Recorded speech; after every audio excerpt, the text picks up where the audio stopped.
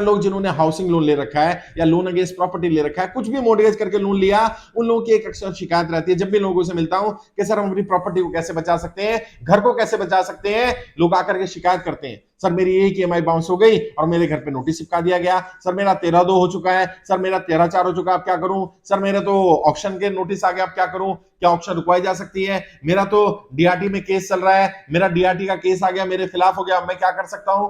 साथियों मैं आपको विस्तार से कुछ बातें ऐसी बता देना चाहता हूं, 2-3 पॉइंट का ध्यान रखिए, आपकी प्रॉपर्टी बिकने से बच जाएगी, बैंक कब्जा नहीं कर पाएगा, कब्जा कर लिया तो ऑक्शन नहीं कर पाएगा, ऑक्शन भी कर दिया तो भी प्रॉपर्टी आप वापस ले सकते हैं। इन तरीकों को अपनाइए। सबसे पहला तो देखिए 13/2 13/4 तो बहुत देर की बात है, जब आपका अकाउंट एनपीए होगा तब की बात है।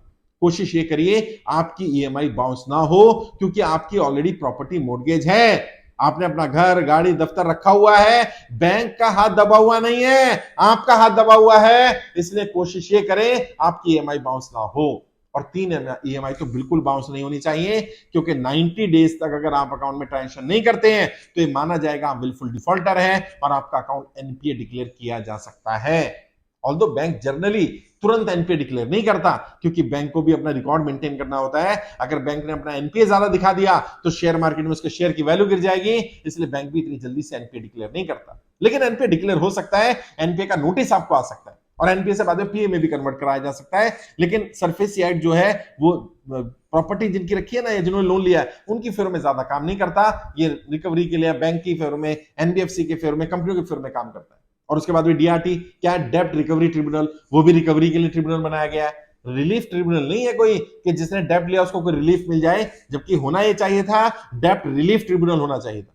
लेकिन कोई बात नहीं, तो समस्या है ना, समाधान क्या क्या है, 3 तरीके बताता हूं और तीनों में अगर इस्तेमाल करेंगे तो कहीं ना कहीं बच जाएगी आपकी प्रॉपर्टी।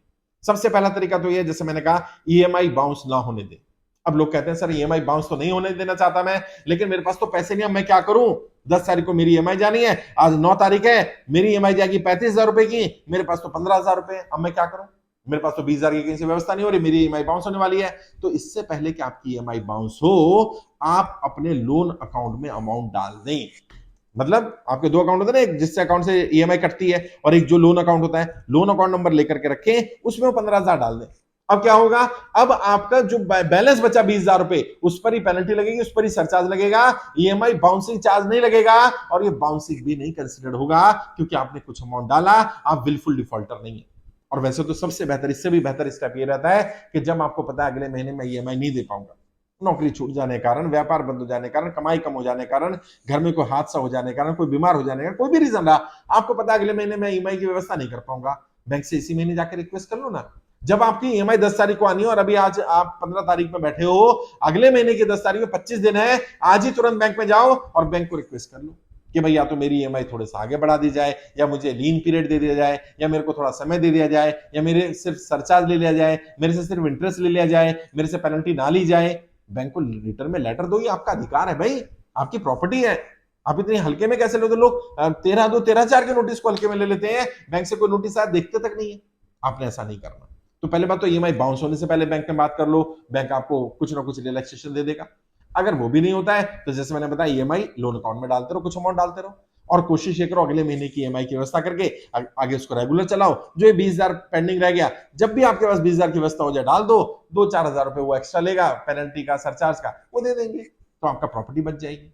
अगर फिर भी आपका एक ईएमआई बाउंस हो गया तो कम से कम 2 बाउंस मत होने दो, दूसरी व्यवस्था कहीं से कर लो। अच्छा 2 भी बाउंस हो गए, नहीं हो पा रहा है, तो फिर तीसरी मत होने दो, क्योंकि एनपीए होने के लिए 3 यानी 90 दिन तक का ईएमआई का अकाउंट में ट्रांजेक्शन ना हो तो ही एनपीए डिक्लेयर होगा और तभी सरफेस एक्ट लागू होगा।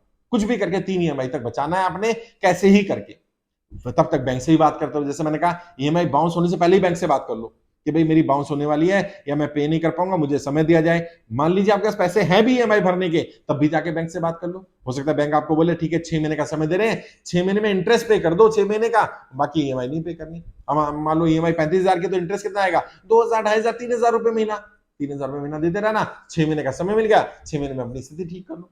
क्योंकि आपकी प्रॉपर्टी मॉर्गेज है, आपका घर दफ्तर कुछ सामान मॉर्गेज है, बैंक छोड़ने वाला नहीं है। फिर भी अगर आपको 13/2 का नोटिस आ ही गया, मान लीजिए एनपीए हो गया, अब क्या करना है, 13/2 के नोटिस में 60 दिन का समय मिलता है। उसमें किसी वकील के थ्रू जवाब दिलवाओ कि ये स्थिति क्यों बनी, और बैंक को भी जवाब दिलवाओ, और 13(2) का जो नोटिस आया है वो अगर जरूरत पड़ती है तो वकील के थ्रू ही जवाब दिया जाए, या आप खुद भी जवाब दे सकते हैं। बेहतर ये रहेगा वकील के थ्रू जवाब दे, और जो आपके लोकल डीएम या कलेक्टर है वहां भी रिक्वेस्ट करें कि मेरी स्थिति ये है, फाइनेंस मिनिस्ट्री राज्य की और फाइनेंस मिनिस्ट्री केंद्र की, उनको भी लेटर भेजे, अपनी स्थिति के बारे में बताए, ताकि 13(4) रुक जाए। बहुत सारी जगह डीएम बहुत अच्छे रहे हैं, उन्होंने 13(2) को रुकवा दिया, 6-6 महीने 8-8 महीने का समय 13(2) में मिल गया, जबकि 2 महीने का समय मिलता है। 2 महीने का मतलब क्या है, मिनिमम टाइम है 2 मंथ का, उसके बाद कभी भी 13(4) आ सकता है। जनरली 2 महीना 3 महीना और डिले हो जाएगा, तब तक आप व्यवस्था कर लो। और सरफेसी एक्ट की जो एक कमी है वो तो है ही कि सरफेसी एक्ट में ये बोला जाता है कि अगर आपकी 3 ईएमआई बाउंस हो गई तो अब सारा आउटस्टैंडिंग देना है। अब समझ नहीं आता है किसने एक्ट बनाया कि जो व्यक्ति 3 ईएमआई या 1 ईएमआई नहीं दे पा रहा वो सारा आउटस्टैंडिंग कैसे दे देगा। मान लीजिए ईएमआई जा रही है 35,000 रुपए की, उसका आउटस्टैंडिंग बन रहा है 30 लाख रुपए। अब आपने उससे 3 ईएमआई का आउटस्टैंडिंग नहीं मांग रहे हो कि आप 1,05,000 रुपए दो, आप उससे करो पूरा 35 लाख रुपए 30 लाख रुपए दे दो। कहां से जमा कराएगा भैया? ये तो पता नहीं किस तरह से एक्ट बनाया गया है। एक्ट में बदलाव होना चाहिए, परिवर्तन होना चाहिए। खैर, अब दूसरा काम क्या कर सकते हैं, अगर 13(2) पर भी नहीं रुका है तो 13(4) पर अगर नोटिस आ गया है तो अब डीएम क्या चले जाओ, डीएम से रिक्वेस्ट कर लो। डीएम 1 महीना 2 महीना 3 महीना 6 महीने का समय आपको दे सकता है। अगर 13(4) पर भी आप नहीं रोक पाए या उससे भी आपने ध्यान नहीं दिया, तो अब जब आपके लिए डीएम का आदेश आएगा सील करने का, तो सील रुकवाने के लिए रिक्वेस्ट कर सकते हो, वहां पर भी समय मिल जाएगा, वकील के थ्रू भी मिल जाएगा, खुद भी रिक्वेस्ट कर लो अगर आपकी जेन्युइन स्थिति है तो। उसके बाद अगर आप डीआरटी में चले गए तो डीआरटी में जब तक फैसला नहीं आता तब तक का स्टे ले लो, ऑर्डर कोर्ट से भी मिल जाएगा, डीआरटी से मिल जाएगा कि जब तक फैसला नहीं आता तब तक कम से कम समय दे दिया जाए। डीआरटी में अगर आपके खिलाफ फैसला आ गया तो डीएआरटी, अपीलेट ट्रिब्यूनल होता है, डीएआरटी, वहां पर अप्लाई कर सकते हो। बहुत सारे विकल्प हैं। अगर ऑक्शन भी हो जाता है तो हमने देखा है ऑक्शन भी रिवर्स हो जाता है। ऑक्शन को भी आप चैलेंज कर सकते हो कि मेरी प्रॉपर्टी कम दामों पर बेची गई, या ऑक्शन में जो ड्यू प्रोसेस था उसको फॉलो नहीं किया गया। लेकिन क्योंकि आपकी प्रॉपर्टी मॉर्गेज है, आपका घर, आपका दफ्तर, आपका सामान मॉर्गेज है, जिम्मेदारी आपकी बनती है, बैंक का हाथ दबा हुआ नहीं है, आपका हाथ दबा हुआ है, आपने ही बचाना है। अपनी तरफ से विलफुल डिफॉल्टर नहीं बनना। लोन अकाउंट में कुछ भी अमाउंट डालते रहोगे तो आपका केस मजबूत रहेगा।